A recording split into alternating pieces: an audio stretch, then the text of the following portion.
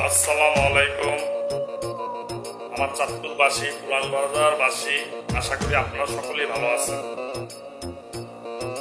বিষয়টা হইল, আমার ভাইয়ের বউ যে সন্ত্রাসীর মাধ্যমে বিভিন্ন অপকর্ম ছড়াইতেছে, বিভিন্নভাবে হুমকি ধামকি সন্ত্রাসীর মাধ্যমে চালিয়ে আসতেছে।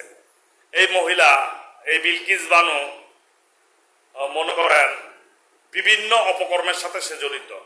সে বিগত আওয়ামী লীগের আমলও আমার বিভিন্ন, মনে করেন আওয়ামী লীগ হোক, বিএনপি হোক, সব দলই দুষ্কৃতিকারী লোক আছে, খারাপ মানুষ আছে, চান্দাবাজ আছে, দানবাবাজ আছে, সেটা সব দলই। সে বিগত দিন বিভিন্ন খারাপ মানুষ দিয়ে আমারে হেয় প্রতিপন্ন করছে, পৌরসভায় দরবার বিচার করাইছে, বহুত কিছু করছে। এই মহিলা বাড়ির ভিতরে পরপুরুষ আউট পরপুরুষ হয় না, সে মেলামেশা করে। এই জিনিসটা আমার প্রতিবন্ধী ভাই দেখা ফেলানোর কারণে সে আমার ভাই জায়গায় জায়গায় সব মানুষের জানাইছে, আমিও জানছি।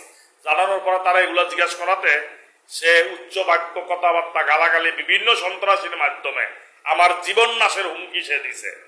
সে যে অপকর্ম করছে, সেই অপকর্মের ব্যাপারে আপনারা কিছু বলেন না, তার সম্পদ বুঝিয়ে দিতাম, সেই ব্যাপারে আমরা আলোচনা সমালোচনা নিয়ে ব্যস্ত।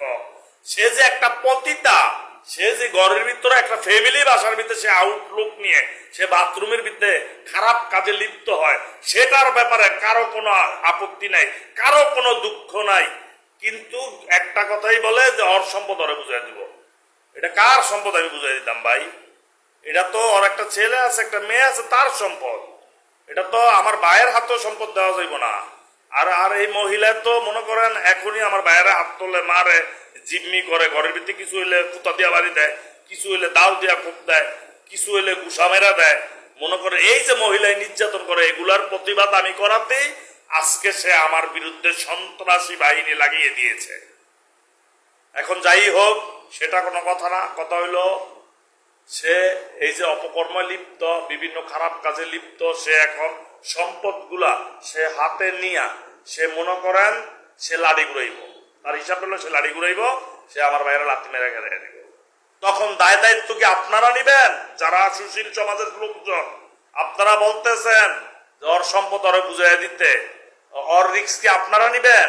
এই মহিলা অবৈধ কাজ করে, খারাপ কাজ করে, তার স্বামী তার স্বামী সরল সোজা হওয়াতে সে যত আকাম কুকামে সে লিপ্ত, এলাকার অনেকেই জানে, আপনারা জানেন। কিছুদিন আগেও রাত 2টা বাজে এই রুবেলে তারা গেট খুলে বাসায় নিয়েছে। রাত 2টা বাজে একটা মহিলা মানুষরে একজনের রুম